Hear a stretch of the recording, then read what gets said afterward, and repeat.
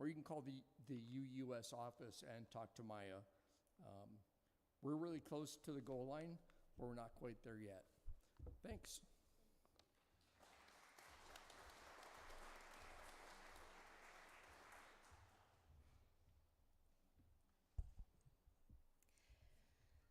Nurturing gratitude and how we understand and express interdependence is part of how we live into our Unitarian Universalist faith. As we enter into our time of meditation, contemplation, and prayer, we acknowledge the joys and sorrows of our congregation.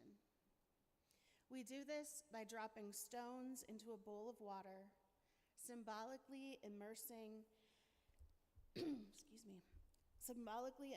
our personal joys and sorrows into the flow of all life's joys and sorrows.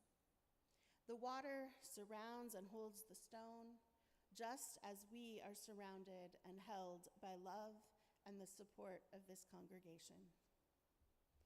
For those who would like to share their joys and sorrows in conversation in a smaller venue, Pastoral Care Associates will be leading a Compassionate Connection Circle in the Walnut Room immediately after today's service. These circles, which happen on the second and fourth Sundays, are opportunities to share with and support each other in our lives' journeys. If you're participating in the service elsewhere, you may wish to meditatively hold a stone, wash your hands, or meditate on an object near you.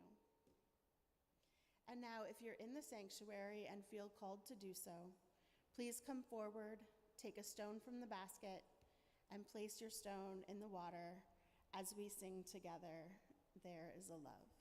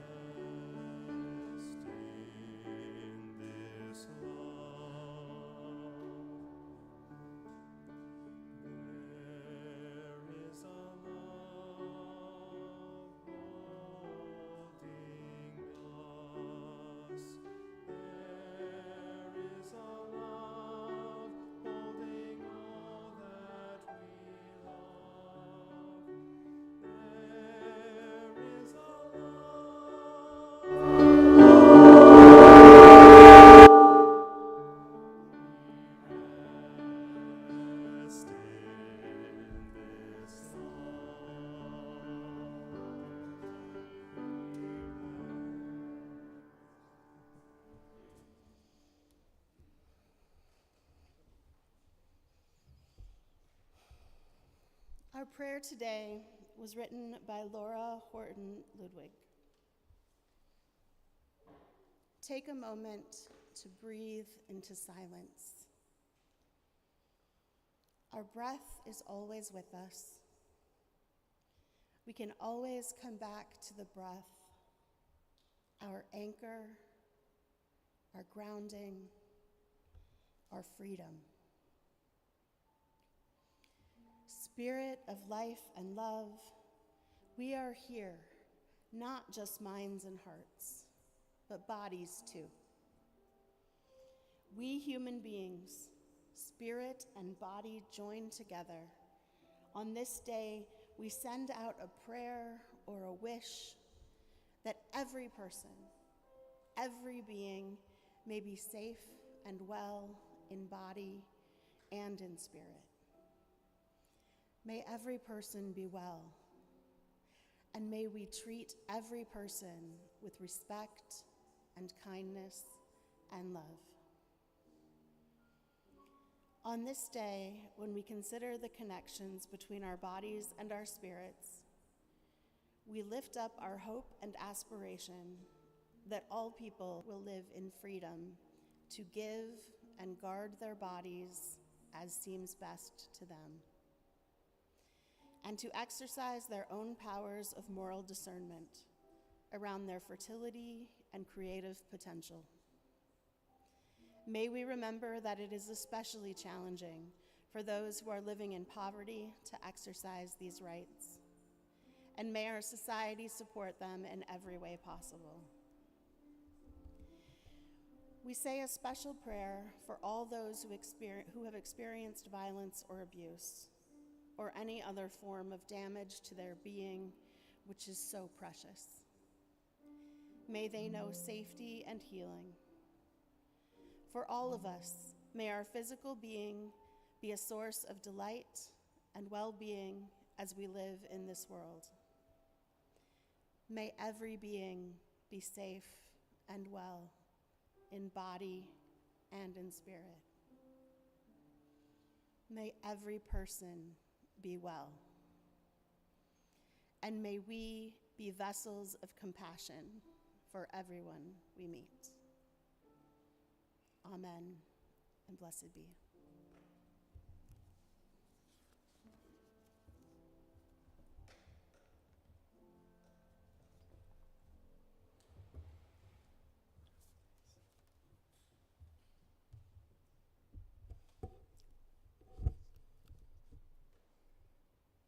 In her 2020 book, Jane Against the World, Roe versus Wade and the Fight for Reproductive Rights, author Carin Bringelson tells a story of a Unitarian Universalist doctor named Curtis Boyd.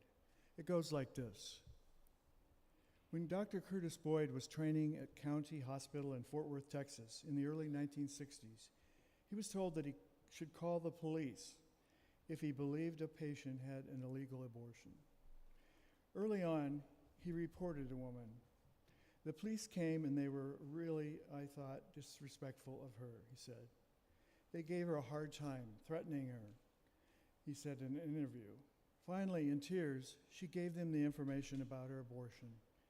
After that, Boyd said, I never found a woman I thought had had an illegal abortion. Boyd had grown up in rural East Texas, drawing water from a well and studying the Bible with his grandfather. In high school, he was called to preach in rural churches. But as he grew older, he began to question his evangelical upbringing and joined the Unitarian Universalist Church. When his medical training ended, he returned to Athens, Georgia to open a family practice. In the later 1960s, while he was serving on the school board in Athens, the Unitarian Church asked him for his help, first as a consultant on abortions, and then to perform them in conjunction with the clergy consultation service. Once he started, he couldn't keep up with the demand. The clergy made appointments and women came in droves, he said later. He charged $100, about $700 in today's dollars, but never turned away anyone who couldn't pay. As the father of 3 children, he risked losing his medical license or going to prison. His wife supported abortion rights, but didn't want him doing illegal procedures. They talked about what would happen to the family and the children if he went to prison. And the only answer I knew, he said, was, it was going to be hard. Ultimately, too many women and their hippie-looking friends were coming to his Athens office, often in Volkswagen buses. Police began to park outside. They thought I was dealing drugs, he remembered. He moved his office in Dallas for a while and then moved his office practice again to Santa Fe, New Mexico, which was more liberal. I never thought of abortion as being wrong, he said. That was the one thing that carried me. It was the right thing to do.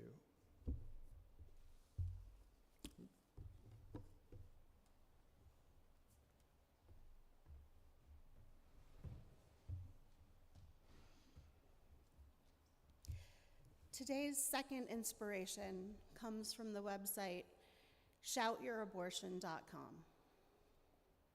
In 2015, the hashtag #ShoutYourAbortion inspired a viral outpouring of abortion stories on social media, receiving front page coverage from major media all over the world. A grassroots movement quickly took shape, and this nonprofit was established in 2016. Since then, Shout Your Abortion has been normalizing abortion and elevating safe paths to accessing abortion care, regardless of legality. One way to normalize abortion and decrease the secrecy and unnecessary shame around it is to share stories about it. The website counts over 2,500 stories that have been shared since 2015.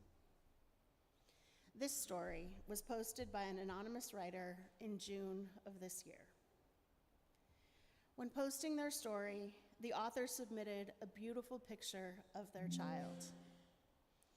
As I read the story, I invite you to imagine a gorgeous picture of a child, perhaps a child that you love.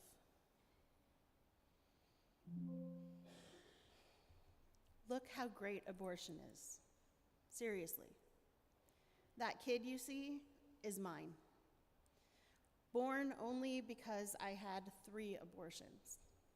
Yes, 3. Each one saved me, each in a different way. The first, because my mom was dying, and I needed to spend a year with her and not be a new unemployed mom. The second and third saved my fertility after a first trimester miscarriage and then a second trimester miscarriage. There was blood and pain and sadness because I wanted to stay pregnant. There was fear on my doctor's face, but never regret. Not for the 2 pregnancies I wanted, and not for the one I didn't.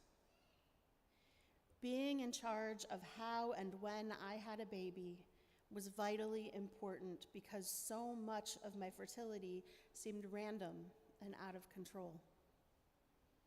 And now, this little person owes their life to abortion.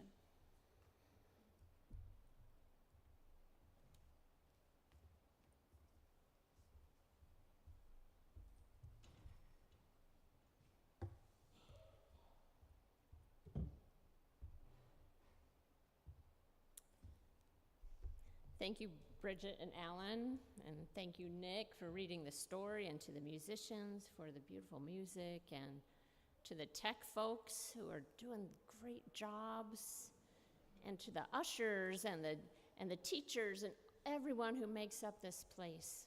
It doesn't happen without all of you. And although she's not here physically, thank you to Reverend Diana. When my wife and I first arrived in Cedar Rapids, she was one of the first people to welcome us to Iowa. I'm grateful to have Reverend Diana as a trusted UU colleague, for mutual support and brainstorming, for pulpit swapping. She is in Cedar Rapids today while I am here with you, and for practicing together what it means to collaborate in times of uncertainty and anxiety.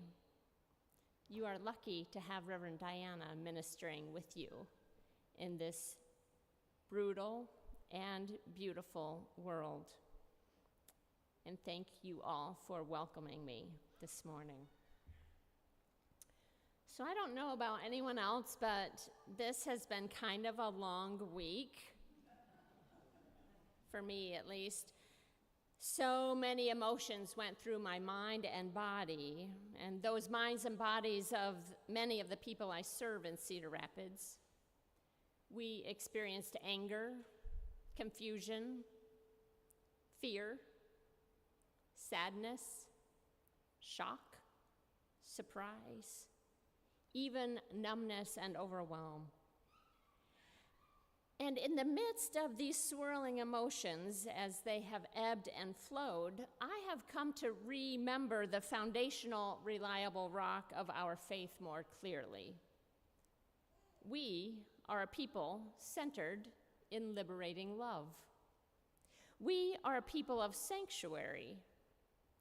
We are a people who practice repair within ourselves, between each other, and out in the wider world. Reproductive justice is just one tiny piece of what feels broken in the world these days, one area that calls us into the practice of repair. Stories help us approach reproductive justice and the practice of repair. Stories help make what has been politicized into something more personal. Stories like the one of the Unitarian Universalist Dr. Curtis Boyd, who lived by his conviction that providing abortion care was the right thing to do. And as a former librarian, I will do a little book shout out. That story came from this book. I have it with me if you want to see it after service. And stories like the example from Anonymous that Bridget shared, whose life was saved 3 times through the help of abortion health care, and who is now the proud parent of a glorious child. I suspect that some of you have stories of your own, which we will come back to, but for now, I simply invite you to take care of yourselves as we explore this sometimes tender topic. My story is this. I am the product of an unplanned pregnancy. My parents never talked about me being the surprise that I was until I was in my 40s. Growing up, I never doubted their love for me. But as an adult, I realized that my parents didn't have much choice back in the late 1960s because legal abortion was not an option at that time. Despite their lack of choice, I claim my status as an oops baby without shame because I know that unintended pregnancies just happen all the time. Fast forward to when I came of age during the 1980s when abortions were legal and AIDS was the huge concern. Luckily in high school, I was able to participate in the comprehensive sexuality program offered at my local Unitarian Universalist congregation. This was the precursor to what's currently called Our Whole Lives. Way back then, my peers and I learned that condoms, birth control pills, abortions, and more were all just options for ways to stay healthy. And then 2 years ago, when the U.S. Supreme Court's Dobbs decision took away the constitutional right to an abortion, I had a major revelation. I had been taking Roe v. Wade for granted. I never thought that the option of safe and legal abortion care would ever be taken away. Why would my young adult self think my options would ever be curtailed? Well, clearly I was wrong. We are living through a time when access to safe and legal abortion is harder and harder to come by. And Iowa, with its 6-week abortion ban, is now in the company of about a dozen other states, which are considered to have the most restrictive policies. In contrast, during this past week's election, voters in 7 states added language guaranteeing abortion rights in their state constitutions. Of course, it's not just abortion that was on the ballot this past week. Bodily autonomy was on the ballot. Saying we have bodily autonomy is like saying, don't touch my hair. We all have the right to make decisions about our own bodies. Bodily autonomy issues in the public sphere are all interconnected. Directly and indirectly, abortion was on the ballot, along with gender-affirming care, affordable housing, the safety of migrants, access to food, public education, and the freedom to read. These issues have all been in the news, and they are all related to how we can or cannot take care of our bodies with dignity and respect. The acknowledgement that bodily autonomy issues are all interconnected leads me to a second revelation I had. For over a decade, Unitarian Universalists have been approaching abortion rights through a broader lens of reproductive justice. That is, not simply abortion access or reproductive rights. Here, we are talking about reproductive justice. The reproductive justice movement was founded by 12 Black women, activists, theologians, and organizers in the 1990s. At that time, they argued that the frame of choice was irrelevant for many people. You see, the choice framework arguments were made that within that choice framework, arguments were made that abortion should be safe, legal, and rare. This was usually promoted by largely white, largely upper class, feminist, pro-choice, and reproductive rights movement. In contrast, this group argued that having the choice was irrelevant, particularly for Black women, for whom the supposed choice to get an abortion was never possible. Regardless of the legal status of abortion, they couldn't gain access to abortion health care. Now, reproductive justice has a broad agenda that is articulated through these 4 principles. The first one is the right to have children. So think of the eugenics movement in the early 20th century that forced thousands of women to be sterilized without their consent. Or think of the more contemporary fight for LGBT folks to raise kids. The second principle is that people have a right not to have children. So think of all the people who have intentionally ended their pregnancies, or even people who use contraceptives to prevent pregnancies. Then there's the third principle. People have the right to raise their children in safe and healthy environments. So here we think of the climate crisis, or environmental racism, or over-policing in neighborhoods. These issues, too, are part of reproductive justice. And finally, people have the right to health and self-determination regarding their bodies and sexuality, free from oppression and shame. So in that spirit, I'm wearing a t-shirt that on the back says, it's a Side with Love t-shirt. On the back it says, trans people are divine, abortion is a blessing, and everybody is sacred.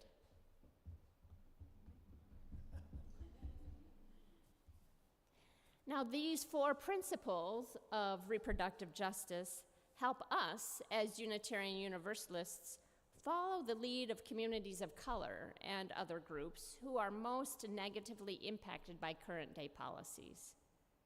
By engaging in relationships of accountability, we UUs are acting in solidarity with people who are most affected. This is what liberating love looks like in practice. Now, you may know that we UUs have come from a long line of justice makers. As early as 1963, which was a full decade before Roe v. Wade, the Unitarian Universalist Association supported the legalization of abortion in cases of rape, incest, threat to the mother, physical or mental defect of the child, or other compelling reason. That long line of justice makers is continuing through the lives of contemporary activists who are working for greater reproductive justice today. Learning their stories can inspire us all. For example, you might like to listen to the podcast called The Defenders, which describes itself as the story of the fight for freedom in a post-Roe America. Or you might enjoy learning more about the First Unitarian Church of Dallas in Texas, which supports people seeking abortions. Or you might even enjoy reading the latest UU World magazine, which came to me a couple weeks ago. I was flipping through it, and there it is on page 36. Freedom begins with bodily autonomy.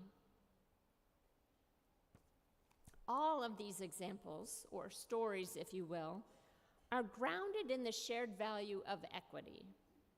It is our equity value that declares every person is inherently worthy and has the right to flourish with dignity, love, and compassion.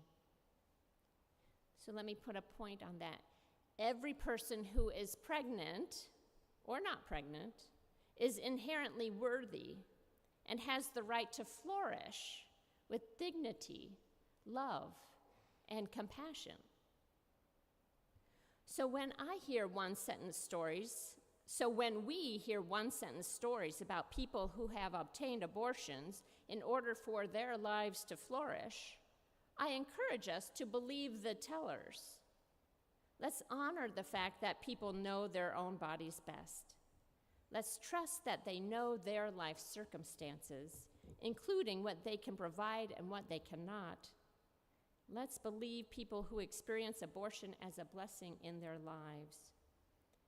Some volunteers have graciously agreed to help read these one-sentence stories that give us a glimpse into that variety of circumstances people are navigating. Please stand. So, please rise. Abortion is a blessing to the person whose mental health is dependent on medications that they would have to stop taking to have a baby. Abortion is a blessing to the person who receives the gut-wrenching news that if they carry their much-wanted pregnancy to term, their child will be born with a medical condition that is incompatible with life, and that they would have to experience their child dying in their arms minutes after birth.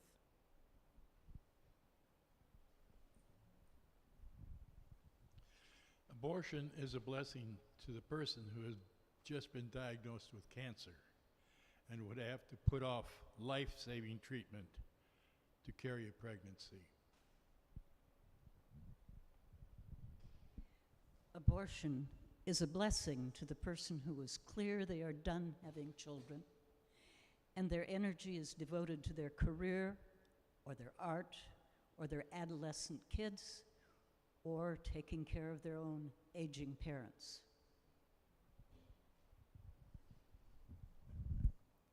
Thank you.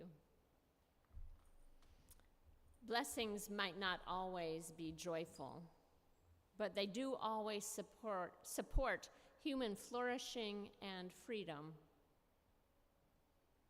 And so now, I invite you in the days and weeks ahead to explore more stories, including your own. What is your story related to reproductive justice? This includes everyone, not just people who have had abortions. What's your story related to the human right to have children, to not have children, to parent the children we do have in safe and sustainable communities, and to maintain personal bodily autonomy? How might these stories motivate you to practice the work of repair as it relates to reproductive justice? So let me close with this call to action from the recent UU World article.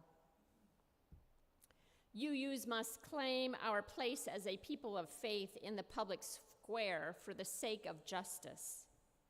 And through this work, we can make other powerful, positive changes in our local communities. The fight for bodily autonomy will be generations long. So this grassroots organizing is how we will care for each other, build skills and power, and sustain our rights for the long haul. Dear ones, we have got this. We have the skills, we have the will, and we have each other. Now that this year's election is over, we have the opportunity to figure out together what the liberating love is calling us into next, and we together will work to support human flourishing and freedom. May it be so, and may we be so.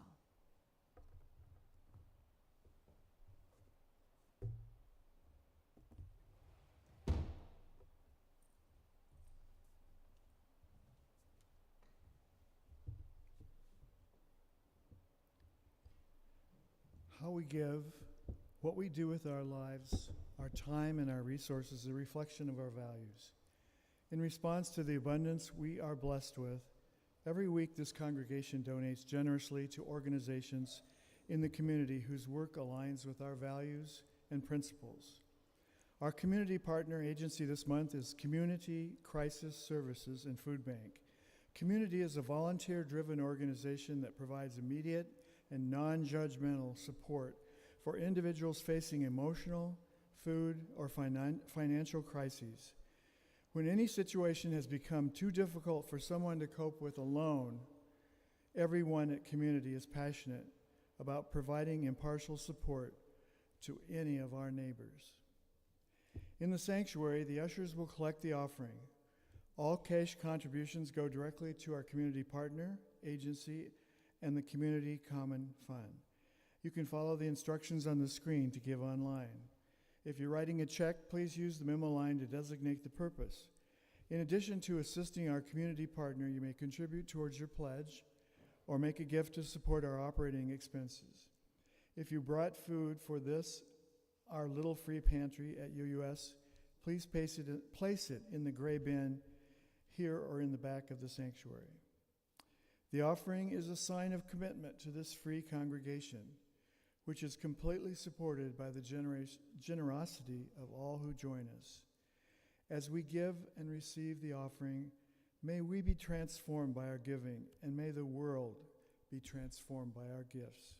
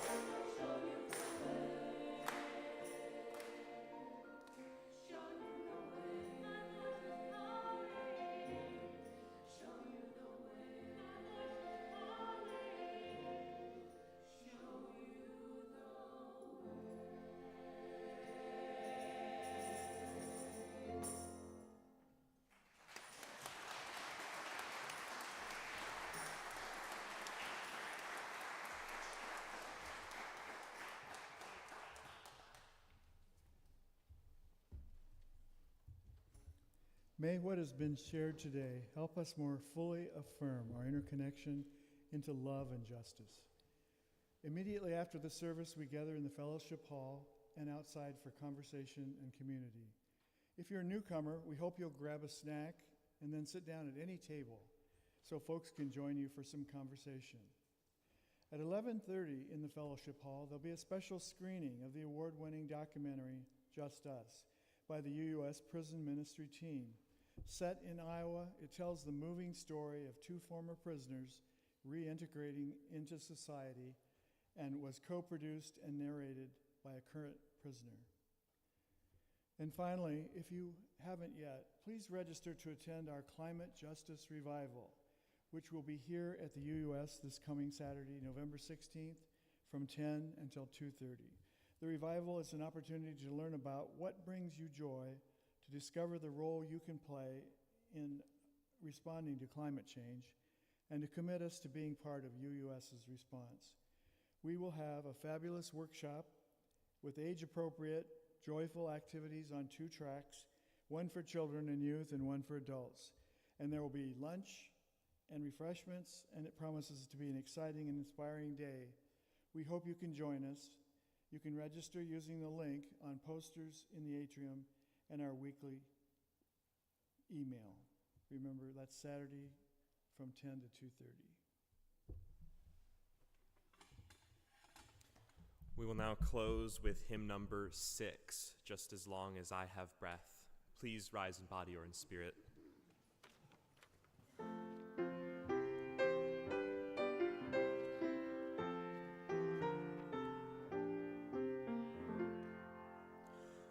Just as long as I have breath, I must answer yes to life. Though with pain I made my way, still with hope I meet each day. If they ask what I did well, tell them I said yes to life. Just as long as vision lasts, I must answer yes to truth. In my dream and in my dark, still with that elusive spark.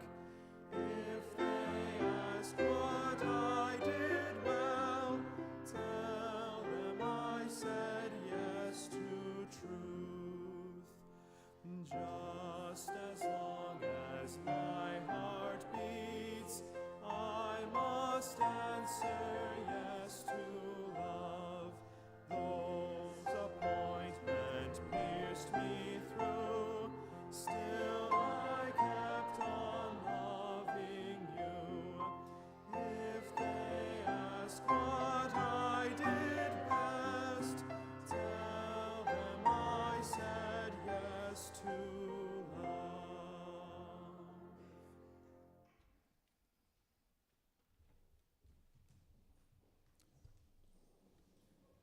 Please join me in the words for extinguishing the chalice. We extinguish this flame, but not the light of truth, the warmth of community, or the fire of commitment. All these we carry in our hearts and in our minds until we are together again.